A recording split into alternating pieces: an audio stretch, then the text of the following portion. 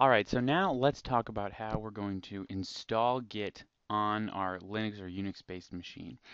Now, for most people, it's going to be really, really easy. If you're on Windows, that's kind of an exception because you're going to have to install a lot of other stuff.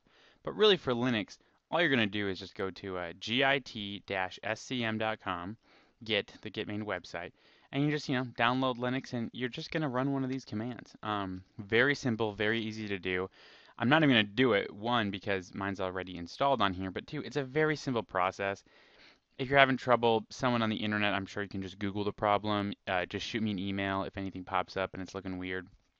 But basically, you're going to do that, and then let's just, find out where to be installed here. So I can do which Git, and that's going to tell me, okay, this is where your Git is stored. This is where we have all the configuration files and everything for the system. I can also do git dash dash version. That's going to tell me what version I'm running. Now, obviously, this says 1.8, which is what all of you should be running. If you're running something earlier than 1.8, please upgrade to 1.8 because really by now 1.8 is kind of the standard around the industry. If you're running anything less earlier than that, you're just going to run into a lot of syntax problems, a lot of command problems, and you're going to want to pull your hair out in the end. So everyone just please, for this course, upgrade to 1.8. Now, let's kind of go through how Git stores all these configuration file settings.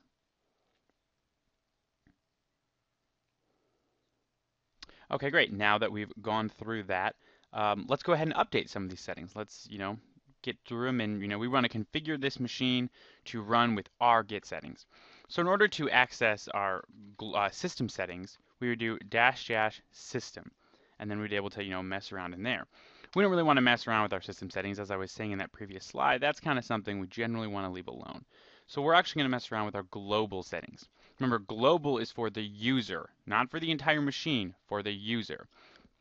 Now, just typing this alone is just going to give us a ton of like, oh, hey, here's a bunch of commands you can do. Well, we don't really want to do that. We want to be specific here.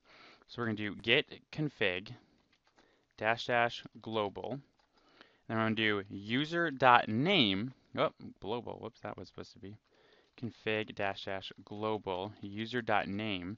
So now what I'm telling it is I want to go into the global settings, I want to go into the user, and I want to do his name. I want to change the name. Now this, I'm going to change my name to just JC Kelly, which is what I usually do.